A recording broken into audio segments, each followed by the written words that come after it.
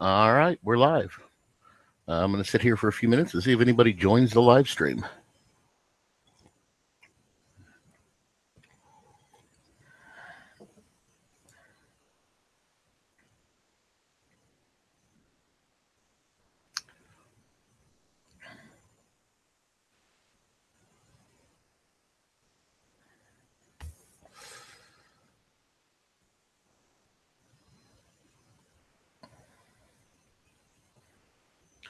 Right now, it's just me.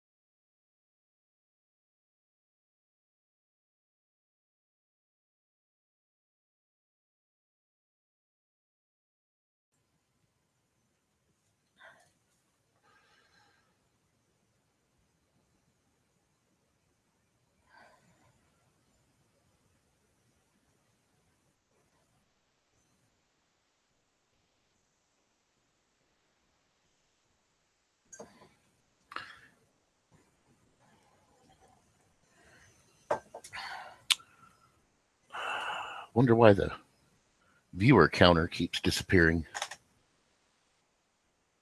Can't tell if anybody's watching or not.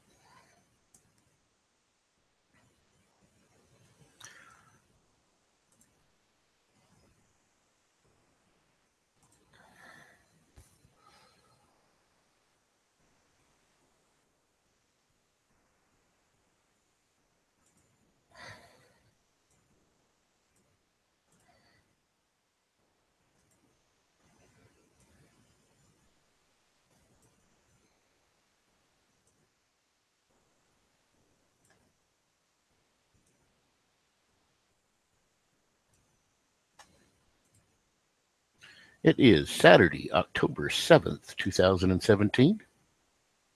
It is 8:30 in the morning. I'm enjoying my coffee, and hey, I do have a viewer. Welcome to the live stream.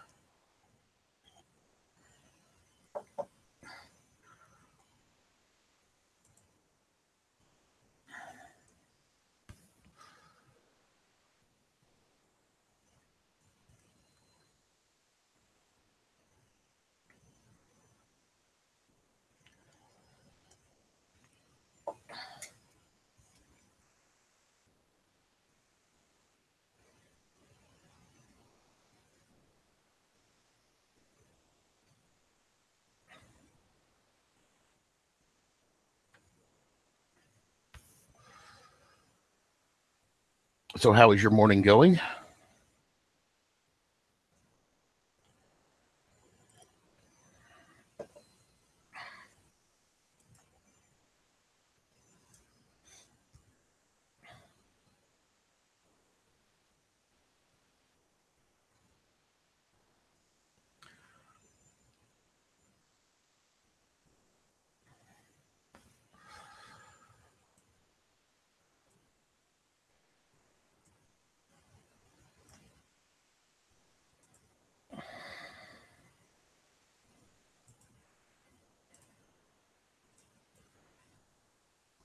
Let's try this.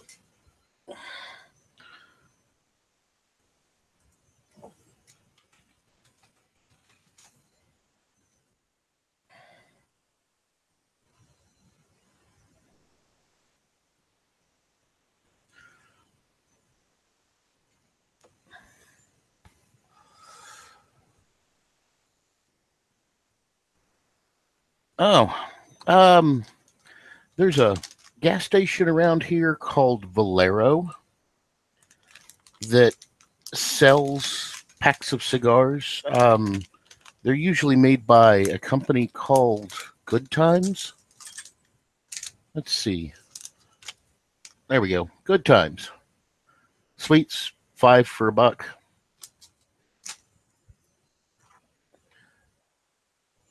If you watch some of my videos, you'll see a larger cigar. I get those at an actual cigar shop. They're about $5 a cigar.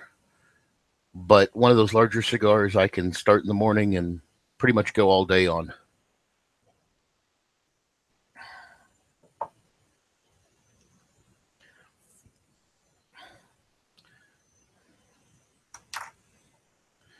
I used to smoke cigarettes.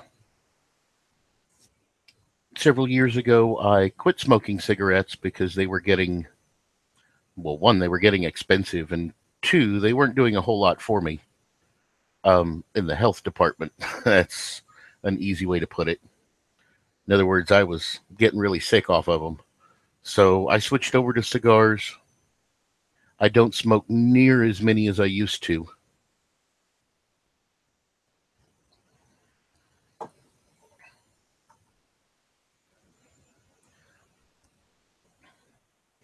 Plus, I get out and working on the cabin and working out in the woods. I spend a lot more time outside, which has helped.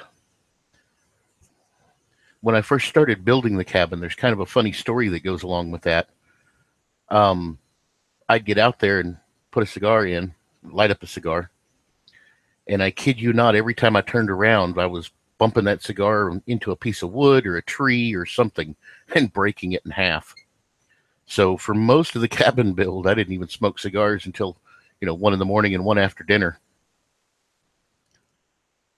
It's like Mother Nature was slapping me in the face saying, you don't need that.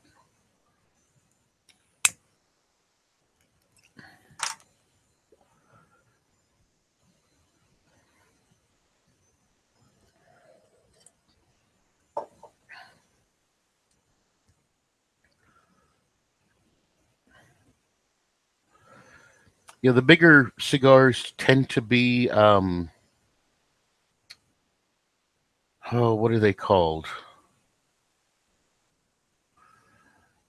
Some of them are going to be La Flor Dominicana Cabaret Series. Those are about $15 a piece in the cigars. The bulk of them are JFR, which most of the local cigar shops carry, so they're not overly hard to find.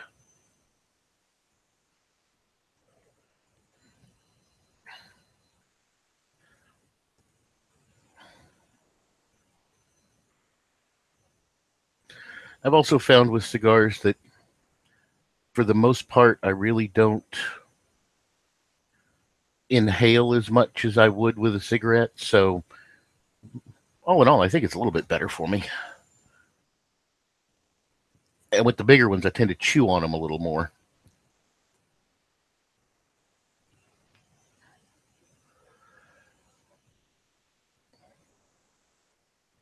So, how is your morning going?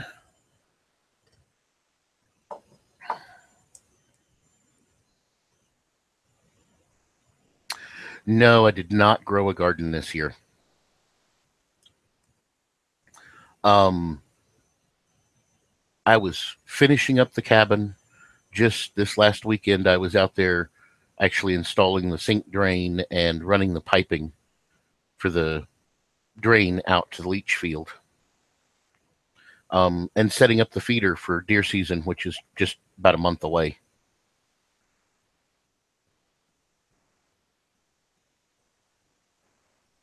Hoping that next spring I can get out there and plant some fruit trees. There's some areas out there that would be really good for plum and maybe apple because the water table's pretty low. Apple trees should do really good out there. Or I should say the water table is pretty high.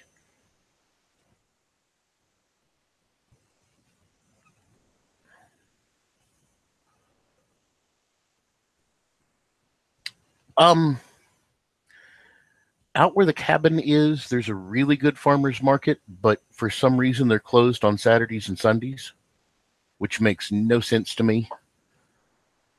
I get out there usually Friday after dark and don't come back until Sunday afternoon. So most of the farmers markets in the city where I live are what I refer to as fake farmers markets. They put up the sign, they say they're a farmers market, but pretty much all the produce they carry is the same thing the grocery store carries at the same prices.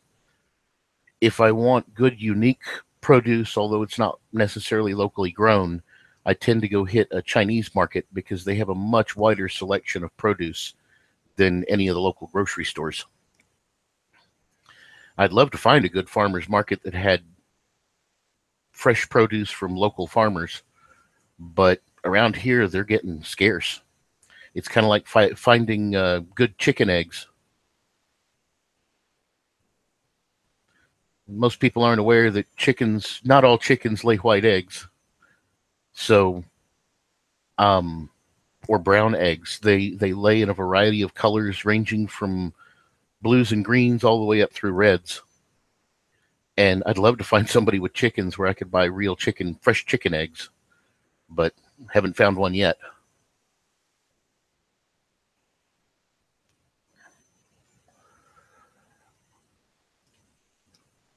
So, Padme, where are you located?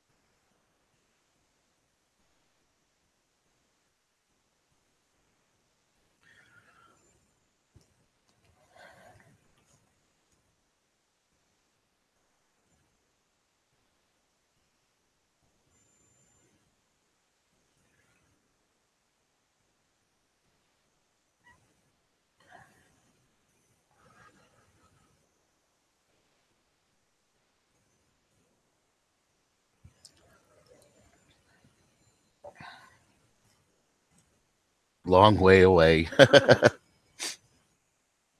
Well, I'm out in Texas.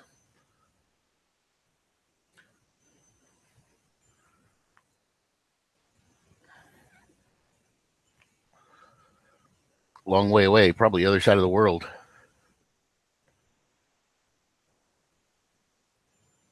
It's amazing how far you can get with YouTube and broadcasting. People can tune in from anywhere. There's a bunch of interesting places out there in the world. One of these days, I'll need to go visit some of them.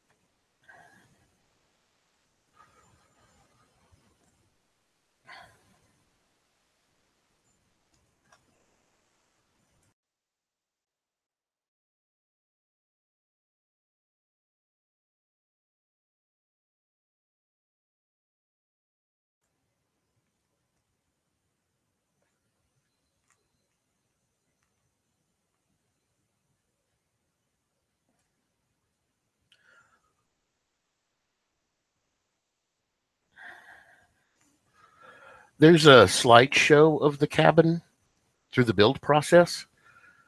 I've just about got the interior finished. Once the interior's finished and I've painted the exterior, I figured I'd grab the camera and do a walkthrough tour showing everything and how it's laid out, front and back porch, and maybe show some of the other stuff that I've built out there.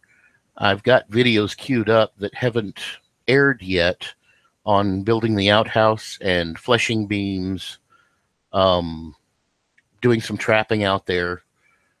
This last weekend, I went out and cleared probably 75 yards of trees and tall grass out behind the cabin and stood up the deer feeder and got it loaded with 150 pounds of grain. So Deer season is just around the corner. Hopefully, I'll get some good videos during deer season as well.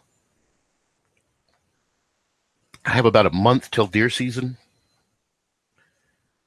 And so we set the feeder up and let it run all month. Hopefully, I get out in the morning when I'm doing coffee and eating breakfast and have the cameras set up. I'll catch some deer heading out to the feeder. Should make some good video.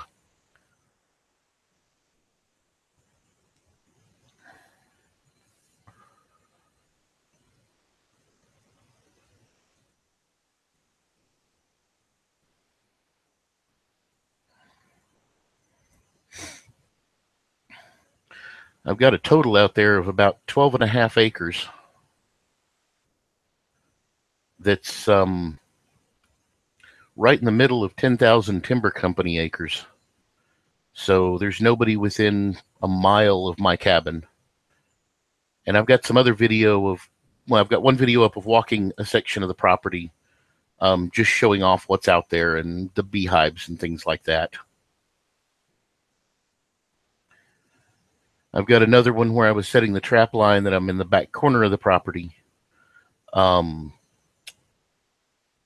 setting out traps on an old pipeline road where it's been abandoned for years. It's washed out. It's a different area to see.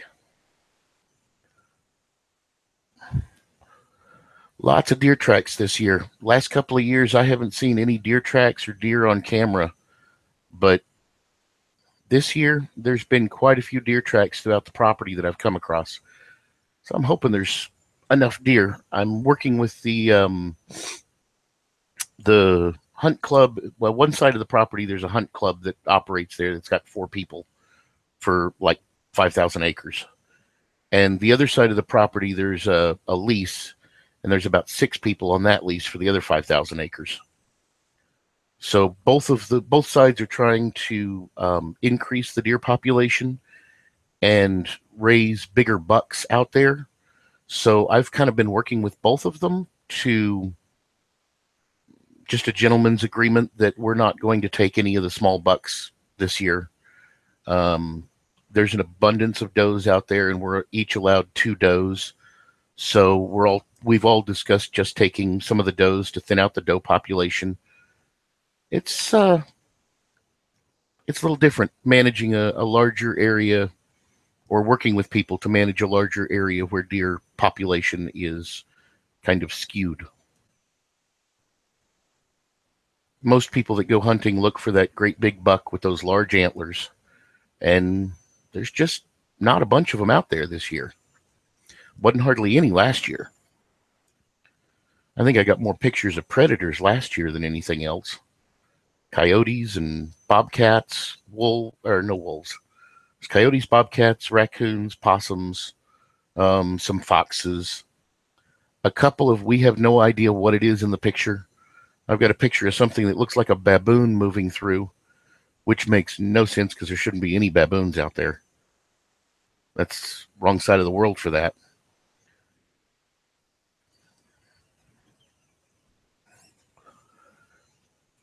I've got a picture somewhere of this animal with,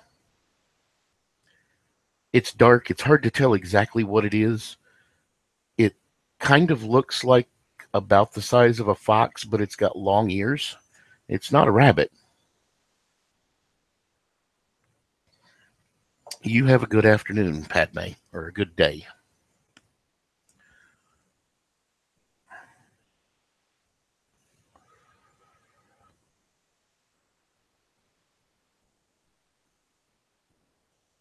All right, so my coffee cup is now empty, completely empty. I'm going to put this on hold for a second and go refill my coffee, and I will be right back.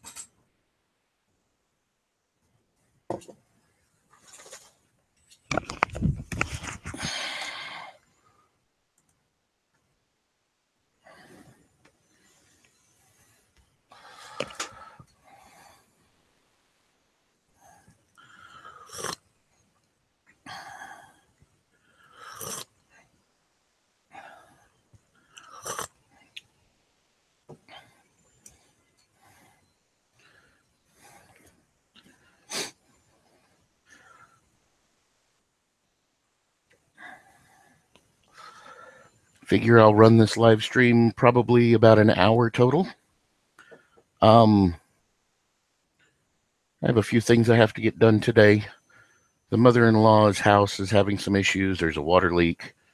She says her stove isn't working, so I've got to go over there and check that out. I've got to go out today and find a pickaxe. When I went to install the sink drain, I went to dig the trench to bury the pipe and ran into some rather large roots.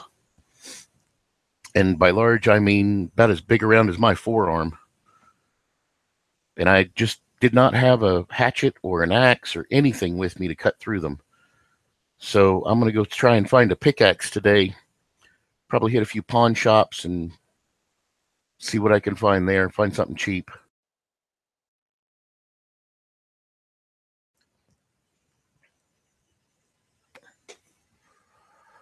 I'll be back out at the cabin next weekend doing more videos and burying the pipe for the sink drain.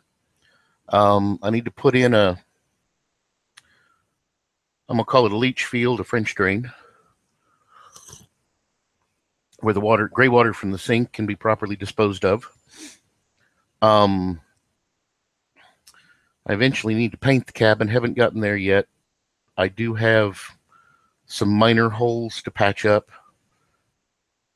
Just some spots where patch up is a wrong word. How about caulk? I've noticed at night when I turn the interior lights on, which are all gas powered, that I will occasionally get a big red wasp in the cabin. Seems to be pretty common about once every time I'm out there. So I think I've identified where they're coming in. I can see a spot on the exterior of the cabin where there's just this little bitty crack in the wall that's maybe a quarter of an inch wide, and I have seen wasps going in that crack. And then on the interior, where one of the boards lines up, there's a space that's maybe a little more than a quarter of an inch.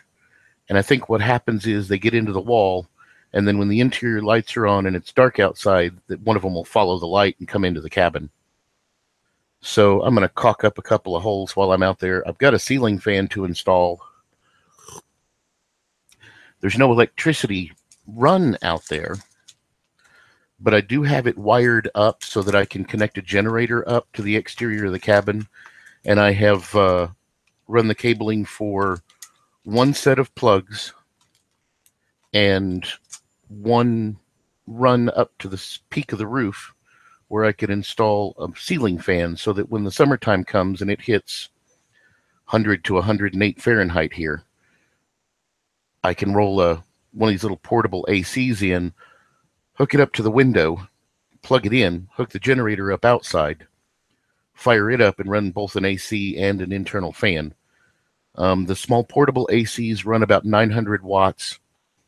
Most of the ceiling fans I've looked at run about 1 watt. So I figure a good 1,500 watt generator, one of the little inverter generators, will do good for that task of keeping me cool when it's really hot in the summer. I really don't mind the heat when I'm outside working. I can take breaks. I can take a rag and dip it in cool water, wrap it around my neck to cool the blood running through the arteries to the brain, which actually helps a lot when you're working outside in heat. But at night, I just cannot sleep when it's, above 90 degrees. It's too hot. You're miserable. You're sweating. I don't know how people did it back in the 1920s and 30s. It's just miserable when it's that hot. So I figure a little AC, roll in, hook up to the window, fire it up, drop the internal temperature down to about 75 degrees. It's well insulated, so it'll hold the temperature well. I know it holds the temperature well. Winter times around here, it drops down into the 40s and 50s most of the time, occasionally into the mid 30s.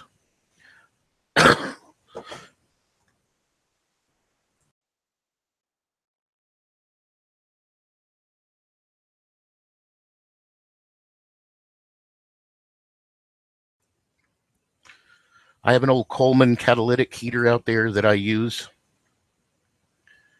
that runs on the same gas that's used on the lighting and the stove. When it cools off, I'll pull that heater out and give a demonstration on how to set it up and light it. Last year, I ran it twice while I was out there, and in all honesty, it just about burned me out of the cabin. You set it up, light it up, and let it go, and the interior of that cabin was freaking 85 degrees within a matter of minutes.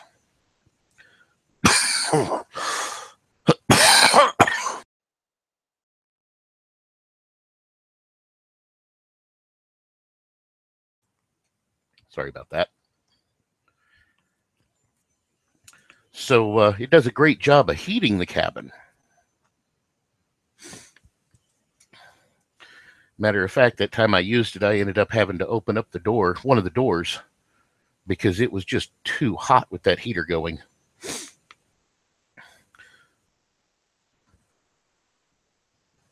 And for those watching, I'm pretty much talking to myself because there isn't nobody in the live stream, but that's okay.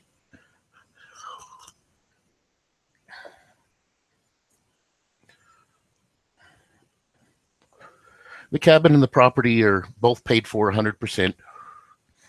I saved money for several years to purchase the property outright. What I did was put a little bit back each paycheck into savings until I had about $15,000 saved up, which was my goal. I then went out and started looking for property. There's a lot of what I refer to as junk property out there. That's property out in the middle of a desert. Property that is not good for building. There's a lot of wetland property that's just floodplain, and people want money for floodplain. So once I had the money to buy the property, or to at least start the purchase process, I went looking on several websites, just keeping my eyes open. And it took a good 2 years of really looking to find the property. I found one that popped up, 12 and a half acres. They wanted $9,500 for it cash. I went out and looked at it. It's not in a floodplain. It's in well-drained soil. It's deep in the woods. It's almost impossible to find unless you have somebody guiding you out to it, which was one of the requirements for property that I had. I wanted it difficult to find. There's a funny story behind that. I made the guy an offer and didn't hear from him. I kept sending him leaving him messages on the phone and sending him emails, and didn't hear from him. And so I figured there was some reason he was delaying this. I mean, when someone has cash in hand to purchase something like that, you don't normally delay them and put them off and let me get back to you type thing. So as I dug into the property a little bit more, I found out that it was a tax auction property. In my state, when you don't pay your property taxes after so long, and I can't tell you exactly how long, the state will come and take the property and put it up for tax auction. And whoever bids on that property, and there's some rules, there's actually a lot of rules and regulations that go along with all of this, but whoever bids on the property and wins it,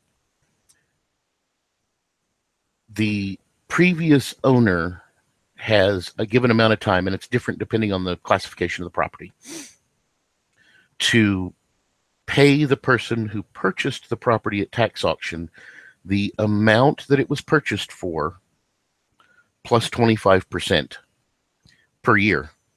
There are some situations where they may have 2 or 3 years to buy that back. So he had purchased it at tax auction and put it up online for sale.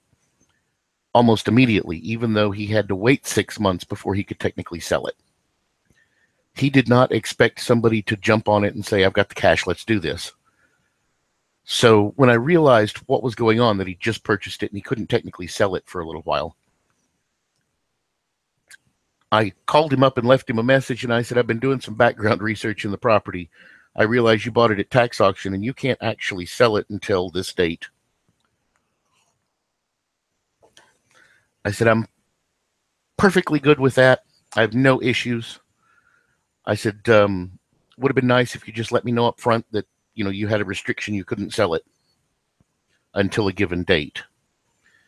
I said, but I just make sure that my name is at the top of that list because I do want this property. That message actually got an immediate call back within about an hour. He was a bit relieved that I was okay with the way that it worked out.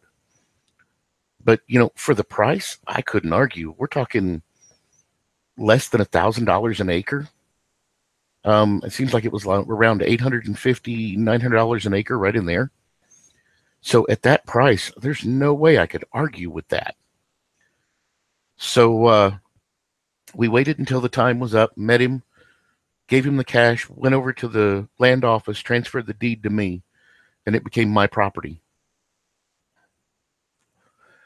Tax properties like that, although there's a limit before you can sell it, no one will underwrite a loan for it for 5 years after the tax auction, for fear that someone will come in and dispute the tax auction, which you have technically 5 years to do if the state made a mistake in how they collected the property or any of that. And so underwriters won't even touch it, or loan officers won't even touch it. That 5-year mark ends next year. And by the time that 5-year mark is up, I'll have the cabin finished and everything will be good out there. Hello to the new watcher.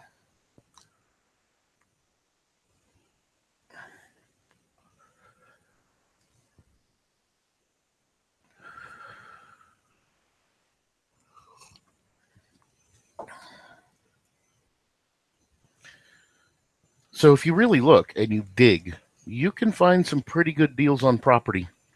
I know of some property up north Texas, south of the Red River and west of Wichita Falls that right now is $800 per lot, and they're about a half-acre lot. Now, those are inside city limits, but they're not deed restricted, which means that you can put a house or a mobile home or anything you want on it. So land can be found pretty cheap, at least where I am, if you do your digging. And it takes some time, but you save up $800-900, you can find property for that price. I've told several of my daughter's friends, you save up that kind of money, which is within their bounds to do, you can go pick up a piece of property in one of these small towns. Yeah, it may be 20, 30 miles from a city, but you get you a used mobile home, drop it out there, you've got a place to live. All you're paying is property taxes. Now, I've got my property, which is 12.5 acres. Property taxes run me $400 a year, so it's not like it's a whole lot of money.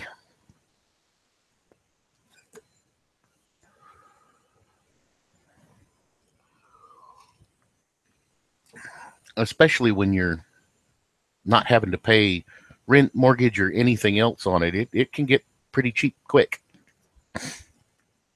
There's technically electricity out on my property. The well, there's an oil pump out on my property for an oil well.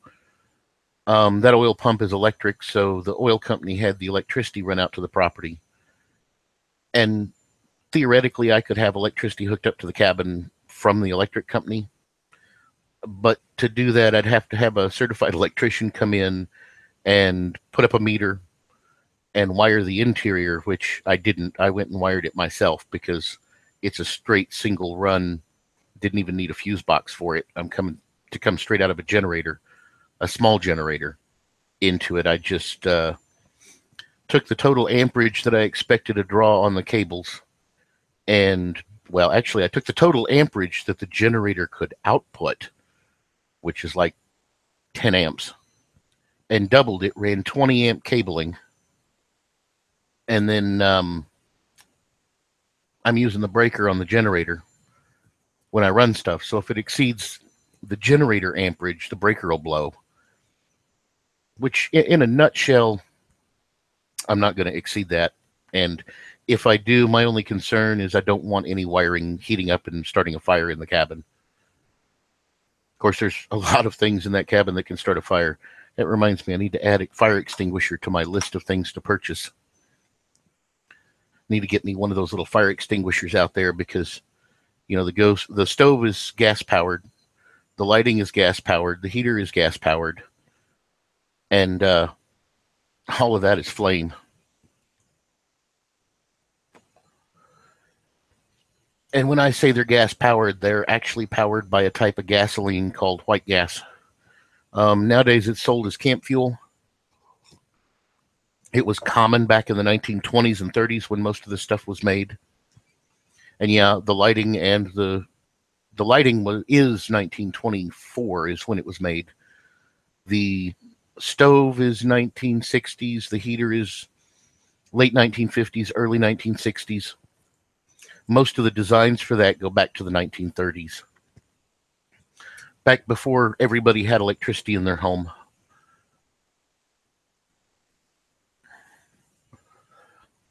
To whomever is watching, feel free to ask any questions you'd like. We're doing just kind of a general Q&A and enjoying the coffee.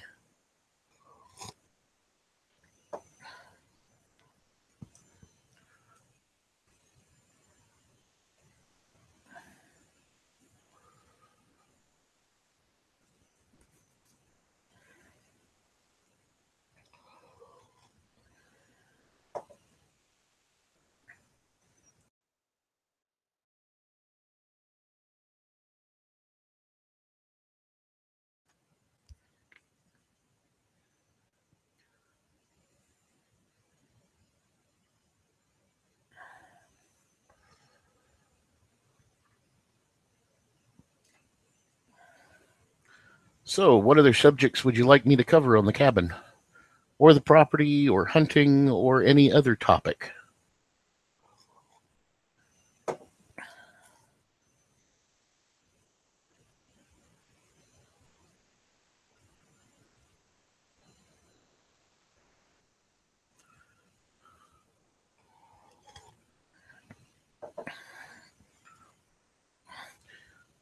I have two top bar beehives out there that I made out of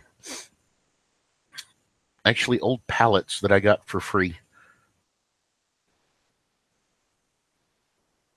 Why did I get the property? Hello, Haley. Um, it's a place to get away from it. I work in high tech, so it's one of those things that I really need time to get away and decompress and get away from technology. So out there, it's all set in the 1920s and 30s. There's no electricity run. It's a way for me to. Cell phones don't work. That's another big plus. It's a way for me to get away from it all and to decompress from the high stress, high technology life that we have today, as well as an opportunity to hunt and to be in nature. Just all around good stuff.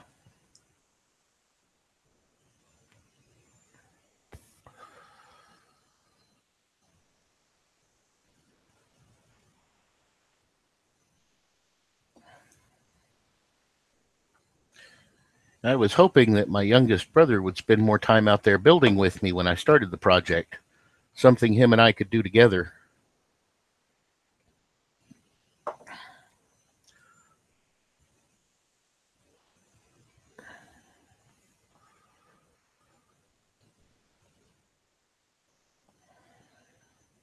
But you know, life gets in the way sometimes.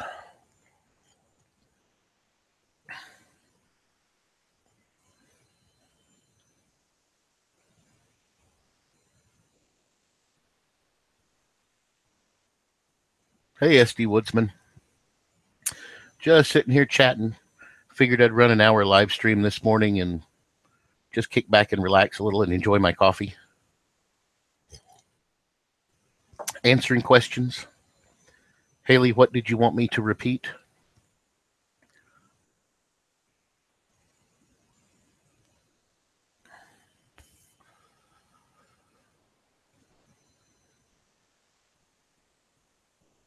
Oh,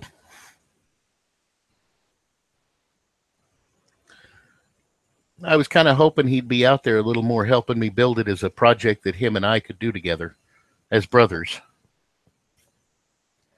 But as I said, life gets in the way sometimes, and you don't always have the time to spare. He was a great help in the beginning. I could not have gotten as far as I did without him.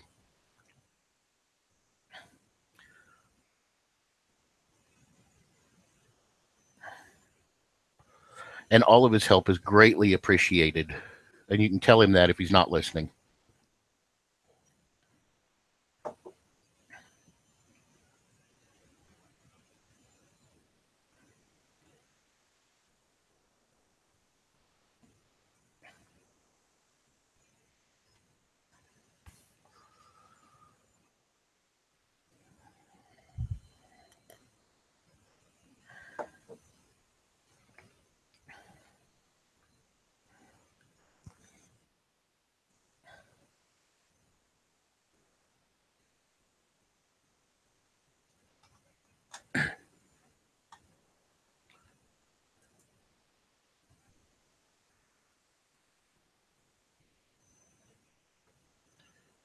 All right.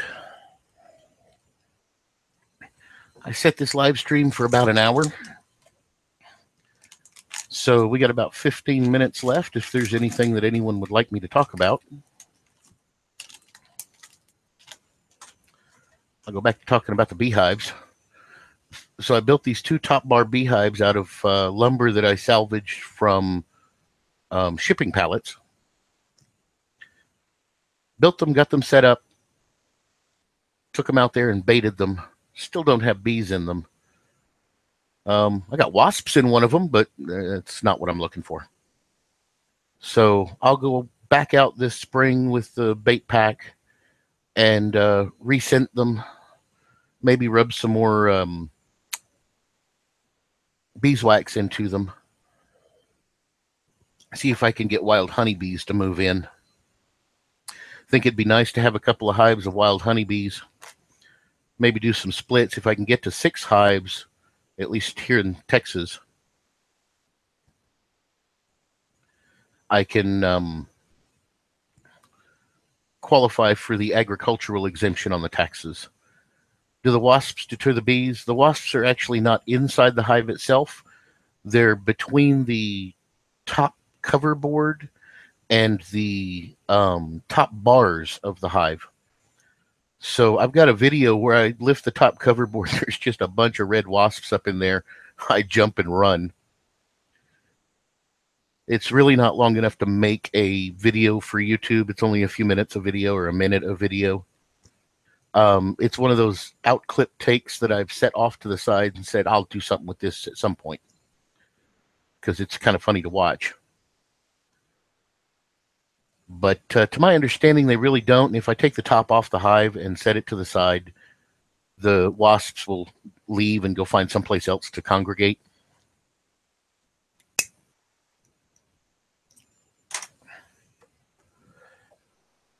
They're not building a nest up in there that I can tell. It looks more like they're just congregating to stay out of the weather.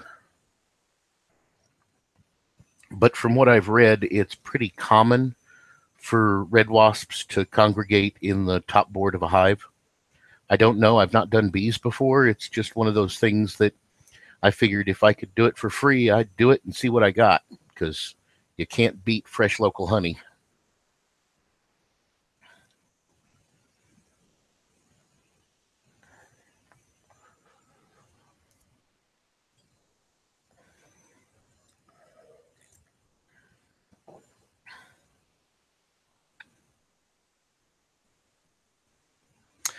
Question is, can I buy a queen and plant in a hive? I can buy bees and put them into the hive, and they will set up shop and go to town. The problem that you have is that commercial bees are normally managed inside of bee boxes on how do I put this?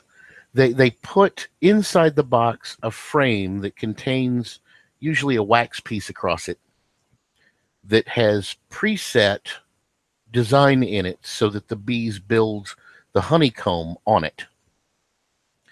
Now, the reason they do this is that over the years, they've worked the bees up to a bigger honeycomb. And bigger honeycomb means more honey. The problem is when you take bees that have, for generations, been in that environment and put them in a situation where they're building their own honeycomb, they build honeycomb at the same size, and that honeycomb size is believed to lead to a lot of the issues that commercial bee handlers are having with mites and fungus and all this other stuff that they treat those hives for. They put a lot of chemicals and compounds into the hives that are to treat the bees and keep them healthy, where wild bees actually make a smaller honeycomb. They're a lot hardier. They're more acclimated to the local area and to the weather in that local area. So they do a whole lot better if you can get wild bees to move into that type of a hive.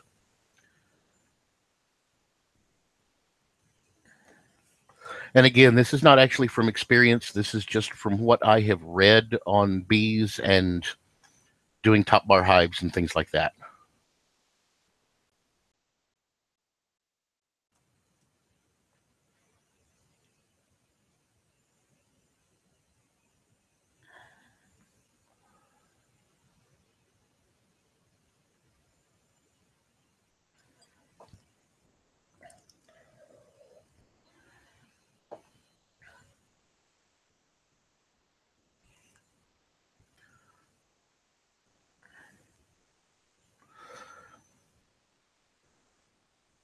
I'm hoping if I can get bees to move in that after a year of them being in the hive, I can split the hives. Take 2 and make 4, or take 1 and make 2. You should be able to get a couple of splits out of a hive.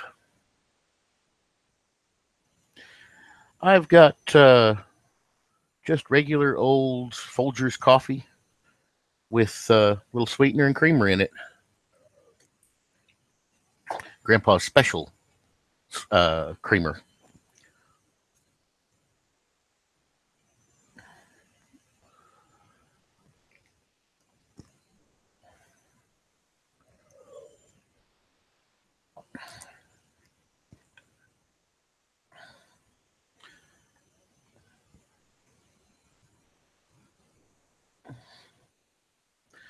On that note, it's about 9:20. So I'm going to call it into the live stream and get my day started. As I said earlier in the live stream, and those that are watching don't know, I've got to go over to my mother-in-law's house, and she's got a water leak and problem with the stove and a few other issues, and see what I can do. And then I've also got to go find a pickaxe to take out to the property, and so I can bury the drain pipe for the sink. So, to everybody watching, you have a wonderful day, and I will catch you on the backside.